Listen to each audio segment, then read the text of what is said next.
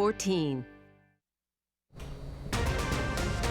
Now at 9, we'll see how road crews around the area dealt with today's icy roads. Plus, what you need to know about dealing with insurance to get your vehicle repaired if the ice caused you trouble. And how truck drivers navigated the conditions. The 4 states' most watched news starts now. This is KOAM News at 9 on Fox 14. I'm Tanya Bach. The roads may not be icy anymore, but they're staying plenty wet. We go straight to Chief Meteorologist Doug Hetty for a first look at weather. Yeah, those roads really until about the noon hour were in very bad shape across the region, then slowly improved during the afternoon through the evening hours. Most of us have been kind of hovering above 32, pushing 40 degrees. 39 was our official high in Joplin. Our low was 31. That 1 degree makes a huge difference. 39 in Joplin, roads wet, 35 outside of Pittsburgh. And the roads are going to stay wet tonight. We have rain working through, but at least our temperatures, most of us, are above freezing. We're still near freezing once you get into our western counties. But look at the rain shooting through. We're not dealing with the ice. We're dealing with the rain. There's a little bit of sleet that's kind of mixing in our western counties, but this whole batch is going to be lifting through over the next few hours, and then we'll start to dry out a little bit later on tonight. But plenty rounds of rain are going to affect us this week. I'm going to have those details for you here in just a bit. All right, thanks, Doug. Take a look at what some Missourians witnessed today.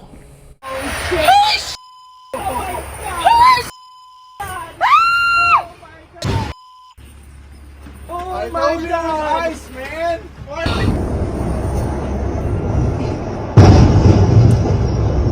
Ooh, this was in the east central town of Imperial, Missouri this morning. That's 56,000 pounds of fire truck and equipment from the Rock Community Fire Protection District spinning through a neighborhood and into a car. Fortunately, no one was hurt. Wow. Well, this is a live look at I-44 near Mercy Hospital. And while the roads may not be icy now, it was a busy night last night and into the morning for road crews throughout the 4 states. Road crews in Missouri, Kansas, and Oklahoma were out treating roads to help drivers reach their destinations safely. Officials say they try to stay ahead of treacherous conditions. We're noticing the roads are turning more wet than ice covered, but there's still patches of ice that we're working on. We're still working on ramps, intersections, left turn lanes, right turn lanes, hills, curves, intersections. We're trying to get to those minor routes too. That most of the state roads where there's no longer ice, they will continue to treat when warranted to prevent ice from building up on the roadway. Some of that will be plowed, yes, but I think for the most part, once it's broke up, once the ice cap is broke up, the traveling public will slush that off the road, so to speak. So we're just going to keep on continuing monitoring all these conditions. As you said, as these temperatures keep rising above freezing, it's going to transition into more of that slush and even just plain old water, which will help tremendously. But we're going to keep pushing that slush off the road until we consider them clear. You can find information on current road conditions on our website at KOAMnewsnow.com. Well, the treacherous road conditions led to collisions in the area, and knowing what to do if you find yourself needing your car fixed is crucial. KOAM's Elise Noe has the details. Ice and winter weather in the area impacted roadways on Monday morning. It's always important to remember to drive safely. But what happens when you hit a patch of ice and run into another vehicle, or in this case, a stop sign, and you're needing to put your vehicle back together? Craft Insurance in Joplin says if you find yourself in a situation where your car is damaged, you'll want to make sure to document as much of the accident as you can while you're at the scene. Take pictures before you move the cars and make sure that you're getting information on any of or from any of the witnesses that are there, as well as the other party. You can get their name, their address, their telephone number. A lot of times we forget to do those types of things, along with the insurance company that they're insured with and their policy number. They also suggest assessing damage before making an insurance claim to avoid skyrocketing insurance rates. Kraft says it might be easier to pay out of pocket. Let's make educated decisions. So you want to make sure that you know what the damage is. If it's just your car and only your car, it may not be worth turning it in. It may be worth you just paying for the damage. After assessing whether to file a claim through your insurance company, the process continues. In Joplin, most body shops have waiting lists ranging from a couple of weeks to a whole month. All shops like ours have a schedule that's scheduled out several weeks all the time. We're scheduled out weeks in advance all year long, and most shops are. Things like this, they impact us because we have to push those out a little further, and customers are not prepared for that. And it's never a bad idea to have a plan in case you find yourself in a collision. Irregardless of weather, but most people who have full coverage insurance assume they have rental coverage, and they usually don't. And you usually don't figure that out till you've had a wreck. And then you're looking for an alternative vehicle, and you may not have coverage for that. So. In Joplin, Elise Snowy, KOAM News. And Kraft Insurance says to try and contact your insurance agent as soon as possible if you're in a wreck, and not to wait any longer than a week to make a claim. The Missouri Department of Labor and Industrial Relations dealt with some delays contacting residents about unemployment insurance benefits. Because of the icy roads this morning, it was difficult for employees to get to the office. In turn, that meant calls regarding benefits were delayed, causing the department to issue a statement asking for patience on what is usually the busiest day of the week for those calls. Well, coming up, hospitals dealing with a rise in cases. The surge of COVID, flu, and RSV is causing plenty of hospitalizations, but health officials say they don't think it will develop into a new pandemic. I'm Alexandria Hoff in Washington. I've got the details coming up.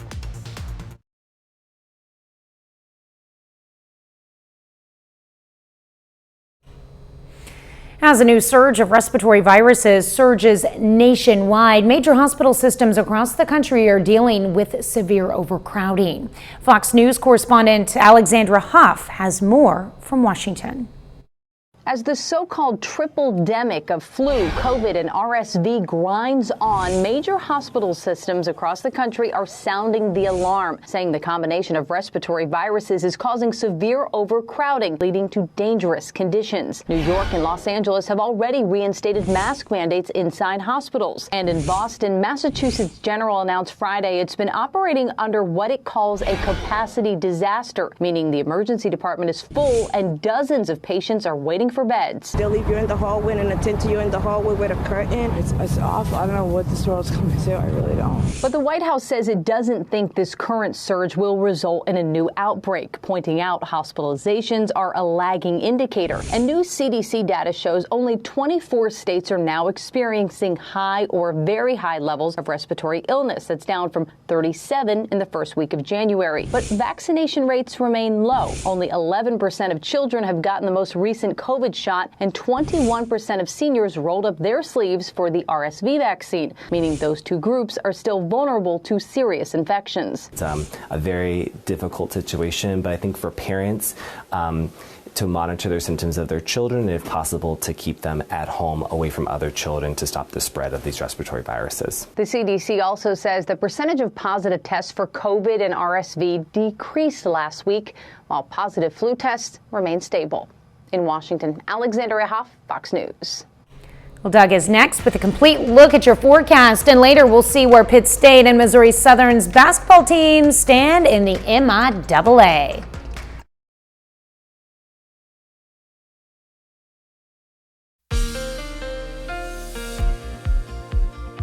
Well, it was a rough start to the work week. Of course, we had some freezing rain that rolled in late last evening, very icy this morning. It was the iciest I've seen the roads in several years.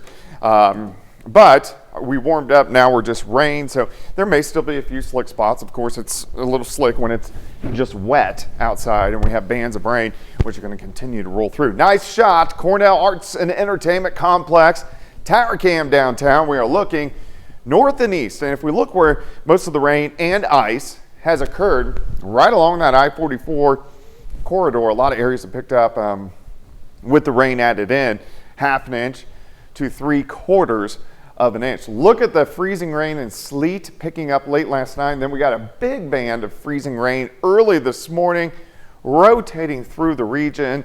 A little bit of a break. Here came the rain again as we got into the evening hours. So it's been wet, but remember, we need the moisture. Still quite a bit of rain. Everybody getting something right now. Thankfully, our temperatures just warm enough. You can still see a little bit of freezing rain well to our west, but northeastern Oklahoma, periods of rain. We can go to Kansas, all inundated with rain. Let's go a little bit farther east.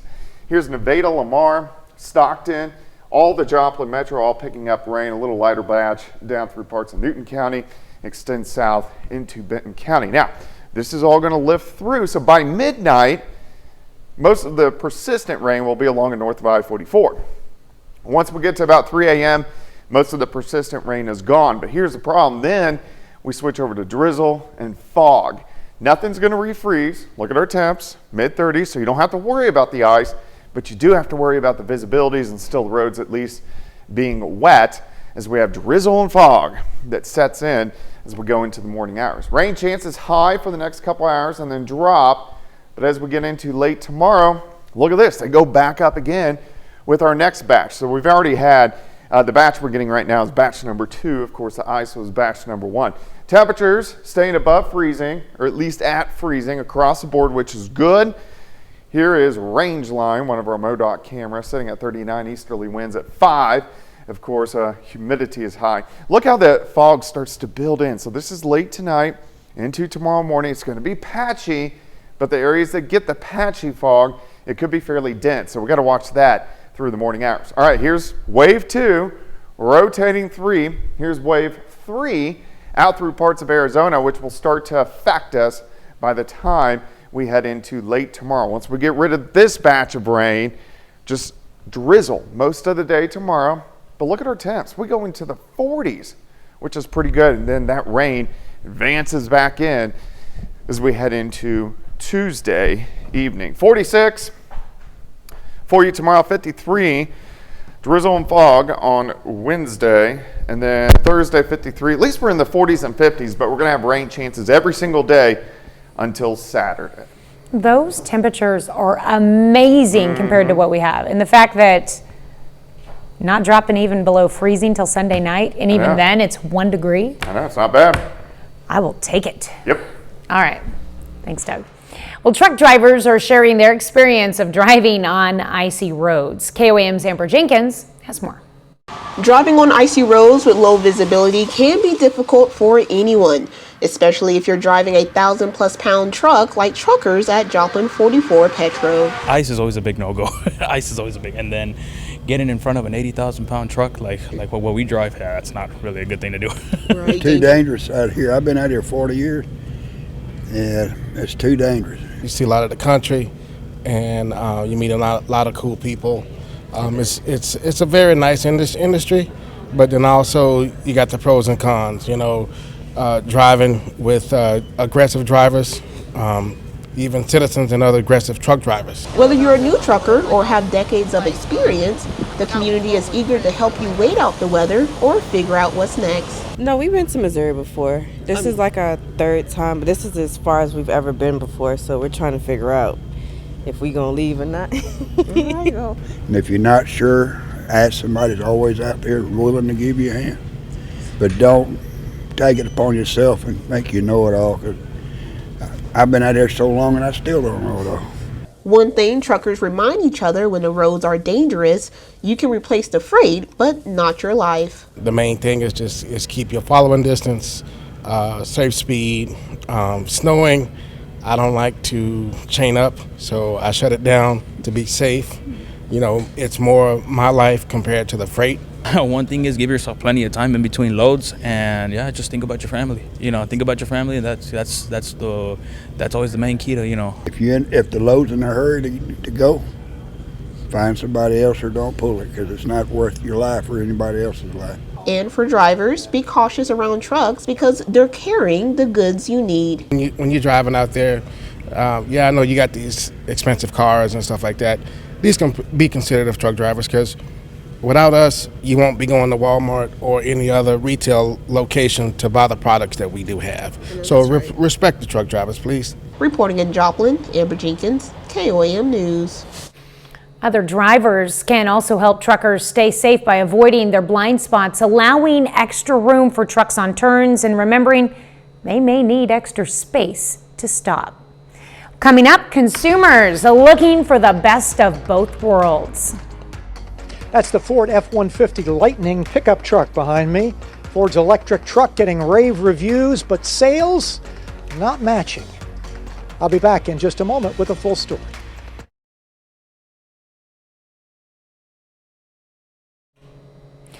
The Department of Agriculture plans to invest more than $2 million in renewable energy projects in Kansas. Rural Development Kansas plans to use the funds to lower energy bills, boost energy production, and create jobs. In our area, nearly $80,000 will head to Girard for 2 wind turbines. The turbines should generate more than 70,000 kilowatt hours, 100% of the energy for Vietz Brothers Incorporated of Girard, and enough to power more than 6 homes. Impressive. Well, Ford is cutting back on production of the F-150 Lightning. Not enough people want to buy them. Fox Business correspondent Jeff Flock is at a Ford dealership in New Jersey with more. That is the Ford F-150 Lightning truck there behind me. Ford's electric truck getting rave reviews, but the sales don't match. We've got pictures out at the Rouge plant in Dearborn, Michigan, where Ford, one of the 2 plants where Ford makes that vehicle. They are cutting a shift, cutting production again after sales have disappointed. On the floor here at Celebrity Ford in Toms River, New Jersey, with the youngest woman Ford dealer in the country. Young people are supposed to embrace this truck, just like the Cybertruck at Tesla. Why are they not, Veronica Maioli? I think that when this truck first came out and they gave the allocation to all the dealers, it looked really amazing, and it was this really cool thing that they now had a pickup truck that was going to be electric, but just like you said, it's not showing in the sales. People are realizing that just like other electric vehicles, the charging capacity is not great, especially in the cold temperatures. You're throwing heavy duty equipment, and people are trying to use these as commercial vehicles, and it just is not feasible. People are still wanting to be green in some fashion, so they're going to hybrids. Take a look at the numbers. In November, hybrid market share just almost doubled. Electric EV market share up too, but hybrids really got traction. Yeah, absolutely. I think that what's happening is people are realizing that because the infrastructure is not there and it's just not sustainable for people to live their everyday lives with an EV, they're going towards hybrid because it gives them that happy medium. Yeah. And for the year, last year, it now looks like hybrids are outselling the EVs. Does that surprise you? Not really, to be honest with you. In the beginning, it sounds really cool to have an all-electric vehicle, and it sounds like it's going to be a great idea until the world's not ready for it. Okay, when will we be ready? I guess it remains to be seen. At Celebrity Ford in Toms River, New Jersey, I'm Jeff Flock with the Fox Business Network. All right, thanks, Jeff. Up next, some zoos are giving you a chance to show those former significant others what you really think of them.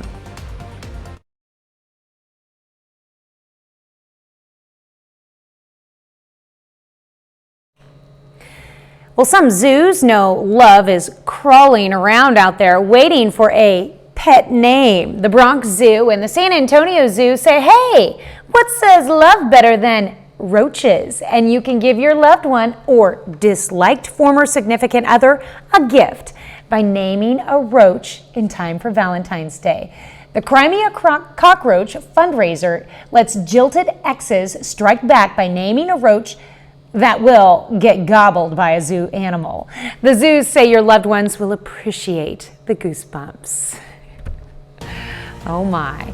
30 more minutes of news, weather, and sports is coming your way. The race for the Republican nomination looks to now be a two-person race. We'll preview what the New Hampshire primary will look like. Plus, how the families of the victims of the Parkland, Florida school shooting continue to advocate for change.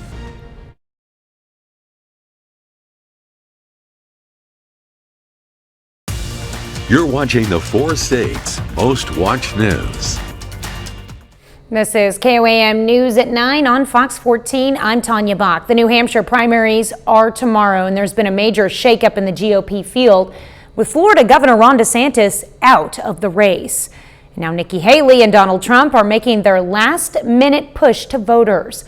Fox News correspondent Rebecca Castor is in Bedford, New Hampshire with the story. Governor Ron DeSantis is back in Florida after suspending his presidential campaign, leaving the New Hampshire primary to Nikki Haley and former President Trump.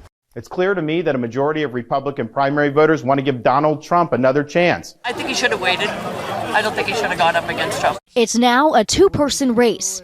Donald Trump still commands a sizable lead over Haley in the polls, but the former UN ambassador says she's confident she'll pick up those DeSantis voters now up for grabs. What I'll tell you is I know that the DeSantis voters, they love America and they wanted a new generational leader. One day before the primary, Trump is notably not in New Hampshire. He's back in New York facing a defamation case by writer E. Jean Carroll. Still, his supporters are standing by him. I think Donald Trump is going to be the one. I think that we're going to have a tremendous Tuesday and we're going to have a great result just like we did in Iowa. But in purple New Hampshire, undeclared voters are allowed to vote in either primary, meaning there could be a shakeup. It's very hard to predict New Hampshire voters in a primary, and they can do things at the last minute and really shock the political world. Trump will be joined at a rally tonight by 3 of his former rivals, Vivek Ramaswamy, Tim Scott, and Doug Burgum, trying to show the party is united around the former president and ready for him to take on Biden. In Bedford, New Hampshire, Rebecca Castor, Fox News.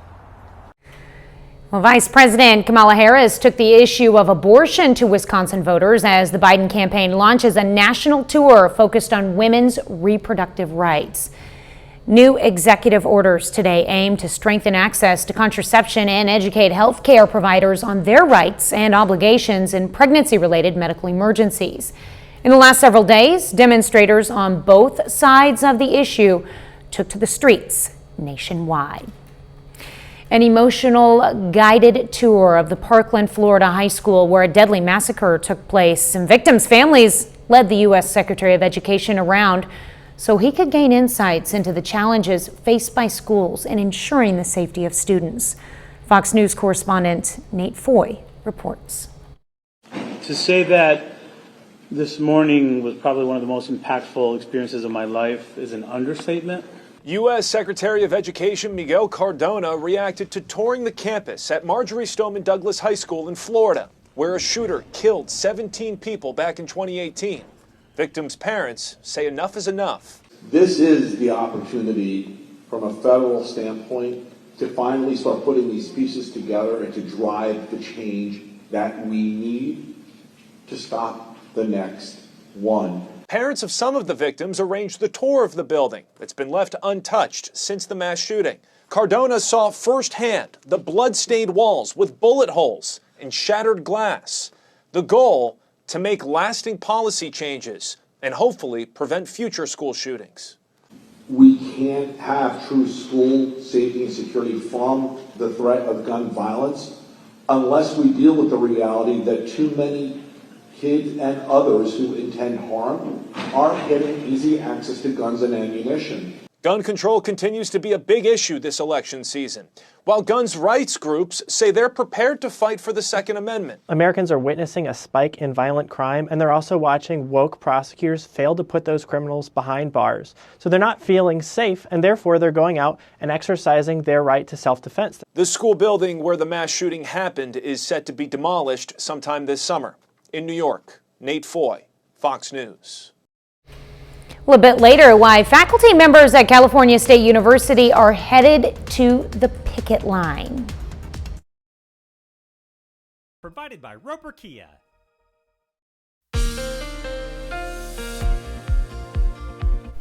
Well, of course, it turned out to be a very icy start to the day. We had freezing rain last night. It wasn't a ton of ice. It was just enough ice to cause a lot of issues on the roadways. Most of us, anywhere from 1/10 to 2/10, some areas upwards to 1/4 of an inch of ice. You really don't have much in the way of issues on trees and power lines until you pass about 1/2 inch of ice. So we would have had to have over double what we received during the morning hours. All right, rain continues to work through. This is our first batch this morning, where you see the yellows, a little bit heavier rain, so over toward Independence, and then light rain from Chanute, Fort Scott, Girard, Pittsburgh, also Columbus. On the Missouri side, Nevada over to Stockton, we got rain. A little bit lighter eastern Jasper County, and then we got light rain through the metro, Neosho, Pineville, over toward Cassville, down through Benton County. All right, light rain continues. Here's midnight. The more persistent rain north of I-44 at this point in time. After midnight, we settle into drizzle and patchy fog. So even though the persistent rain is going to be out of here, it's never going to be dry because we're going to have that drizzle and the patchy fog across the region. Chances high now go down, and then watch as we go through the daytime hours tomorrow. They creep back up as we head into the evening hours as batch number 3 will start to roll in. Here's the best news though. Look at our temps. Upper 30s to near 40, still near freezing but above freezing once you get out on the Kansas side, which is great to see. 38 in Joplin, visibility's kind of low, easterly winds 5 to 10. Fog again, trying to build in a little bit late tonight into tomorrow morning, so watch out for that as well. So here's batch 2, this morning batch 1, batch 2, here's batch 3, right out across parts of Arizona. That wave will start to affect us late tomorrow into tomorrow night. So we'll get this out of here. Drizzle fog sets in. Temperatures warmer tomorrow. Look at this. We go into the 40s, mid 40s by the afternoon. Here comes our rain again. Tomorrow evening, this is going to be light, but scattered light showers through the night tomorrow night. So let's stop Wednesday morning, 5 a.m., light showers. This will exit then again on Wednesday. Still temperatures good near 50. We kind of go back over to drizzle once again. Late Wednesday, Wednesday evening, Wednesday night into Thursday morning, a few more scattered showers rotating through. And then we got another big wave behind that. All right, rainfall potential just until Wednesday. A lot of areas are going to pick up 1/4 of an inch, upwards to 1/2 an inch of rain, which, hey, we definitely need and welcome to see. All right, temperatures tomorrow, not bad, 40 by 11, 43 by 3. Of course, it's going to be a dreary day outside, but temperatures above freezing. 53 Wednesday, 53 Thursday. Rain moves back in late Friday and Saturday, drying out as we get into next week. Well, we'll probably be ready for a dry out come next week. Yeah, absolutely. Loving those 50-degree temperatures. We'll keep them. All right, thanks, Doug. Miami, Oklahoma gets Main Street ready for some exciting downtown events and projects. The city plans to tap into the rich history of the downtown area to draw visitors and generate money. As part of the program, Miami Main Street works to acquire and assist with various funding sources for events and enterprises, including sponsorships, partnerships, and grants. The City of Miami started the Miami Main Street program in 2023. A Joplin church invited members of the public to help them plan this year's March for Jesus. March for Jesus is a national worship celebration bringing together Christians in dozens of communities. The Glorious Church Training Center today held a brainstorming session where residents could help decide event details and logistics, as well as volunteer for the march. You know, as far as the event's concerned, we want to show a unity to the body of Christ. We want to show people that Jesus loves everybody, that Jesus is not a respecter of persons or races. You know, Jesus loves us all. And one of the reasons why we do this each year is we want the world and also Joplin, Missouri and the surrounding region to know that we're one church, one body. According to John chapter 17, the Bible says, let them be one as we are one. And so our heart is to bring the body of Christ together to be one.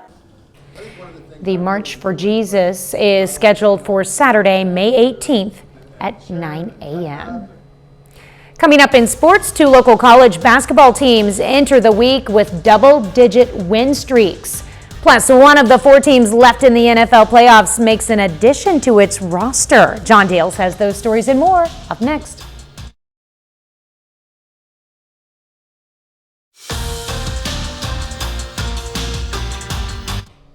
NEO men's basketball began the season with a win and 2 losses back in the first weekend of November. In the 13 games and 2.5 months since then, the Golden Norsemen have not lost once. NEO is scheduled to play Western Oklahoma State this evening as they try to push that win streak to 14. However, due to some icy road conditions earlier this morning, that game pushed until tomorrow. Golden Norsemen haven't played at home since December 4th, and they're in first place in their conference. Now, we're just over a month from the 2024 MIAA basketball tournament. The Pitt State and Missouri Southern men and women each have more than 10 games remaining. Right now, one of them is far above the rest, and that would be the Missouri Southern women's team. The Lady Lions currently in first place in the MIAA after they've won a 10th consecutive game just yesterday. Pitt State women's hoops a few games behind. They've lost 3 in a row and 4 of their last 5, dropping the Gorillas into a tie for 6th place. On the men's side, Pittsburgh State and Missouri Southern each a ways from the top. The Gorillas have lost 2 in a row. That slides them down to 8th place. Missouri Southern has alternated wins and losses for the last month. Each of them still have plenty of time to turn things around, though. That's because the next opportunity for the Gorillas comes on Wednesday of this week. Good chance for the women's team to bounce back against a Rogers State team that's currently in 11th place. Hillcats 3-8 right now. Rogers State men's team 5th place in the MIAA. Winners of 4 in a row. And in Joplin on Wednesday, the Lions at home again. Good chance for fans to see the top team in the MIAA as the women's team tries to stretch its win streak to 11. The Northeastern State men in last place in the MIAA, so that should be a good chance for the Lions men's team to get back-to-back wins for the first time since early December. In the NBA, tomorrow night the Thunder are at home, and the KOAM sports team will be there in Oklahoma City. The Blazers coming into town, and it's the final OKC home game before we begin to air Thunder games live on our network of stations. Now, the contest tomorrow at 7. You'll hear from us live from Paycom Center during the KOAM News at 6. Myself and Brock Baldridge will have plenty of coverage for you to follow along with on social media. The Thunder are just a half game back of first place in the West, so every contest important, even with nearly half the regular season remaining. Over to the NFL, there are just 3 games remaining in the 2024 playoffs. Believe it or not, though, one of the 4 teams remaining adds to its roster today. The Lions, who play the 49ers in the NFC Championship on Sunday, they've signed 3-time Pro Bowl tight end Zach Ertz to their practice squad, and according to NFL Network reporter Tom Pelissero, Detroit plans to elevate him to its active roster this weekend. That's a look at sports. We're back with more news after this.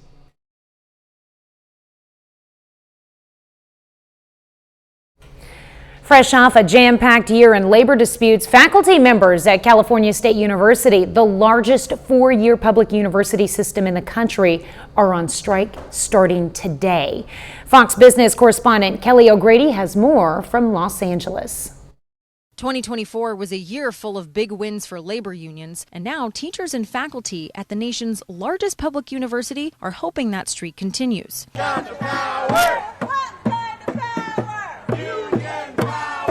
Some 29,000 members of the California Faculty Association walking off the job Monday just as students return for a new semester. The coalition of professors, lecturers, librarians, counselors, and coaches says their 5-day strike will impact all 23 campuses throughout the state, disrupting learning for almost 500,000 students. We have very good relationships, I believe, with all of our students. They are with us and will be joining us on our picket lines. The union is demanding a pay raise of 12%, much higher than the 5% offer the university calls its, quote, best and final. Other demands include more paid leave, better working conditions, and, quote, desperately needed equity transformation. Inflation has gone up, and our wages have not at all kept up with inflation, right? And so we're really trying to push to make sure that we can get closer to making up what we lost since the pandemic. The strike also comes just about 6 weeks after teachers and faculty staged a similar walkout, but that only lasted for one day. And some teachers say that wasn't long enough to get their point across. We love what we do. The reason we do this job is because of the love of it. Not just there is any money in it, but we have to have a living wage. University officials say they're already facing a big budget deficit this year, and a pay increase could lead to layoffs throughout the system. I'm Kelly O'Grady in Los Angeles for Fox Business. Well, coming up, we'll take a look at all the new episodes airing on Fox TV this week.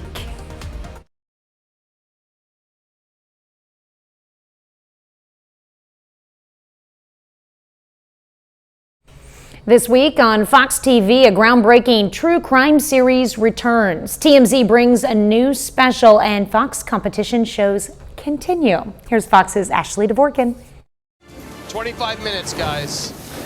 A Hell's Kitchen finale and the return of America's Most Wanted. Here's what's hot on Fox. I'm John Walsh, host of America's Most Wanted. Monday, America's Most Wanted is back. Emmy winner John Walsh hosts the new season of the true crime series alongside his son, Callahan Walsh. The show once again turns to the audience of armchair detectives to help with leads as they analyze some of the nation's most gripping cases. TMZ investigates. That's followed by TMZ investigates Obsessed and Dangerous, Hollywood's stalker crisis. Tuesday, Celebrity Name That Tune features members of the Fox family. Next Level chefs Richard Blais and Nyesha Arrington. Eugene, welcome. I'm here, baby. Then remaining players try to hold onto their turf on The Floor, hosted by Rob Lowe. I honestly think you've got two bad singers right here. Wednesday, it's more Guessing Good Singers from Bad on I Can See Your Voice, hosted by Ken Jeong. That's followed by 3 more singers revealing their famous relatives, while a studio audience deciphers clues on We Are Family with host Anthony Anderson. The winner at Hell's Kitchen is... Thursday, it's the 2-hour season finale of Hell's Kitchen. The final 3 contestants face their last challenge and dinner service. 2 are then tasked with designing a menu for their kitchen. 1 will be named the winner and the next head chef of Hell's Kitchen Las Vegas, along with a $250,000 grand prize. Listen to this place! Friday, Fox Sports brings in the action of WWE Friday Night SmackDown. In Hollywood, Ashley Dvorkin, Fox News. Well, that's our time for tonight. Thanks for joining us. We're going to leave you with video of a camel at the Milwaukee County Zoo enjoying a snow day. How much fun. Have a great night and an even better tomorrow.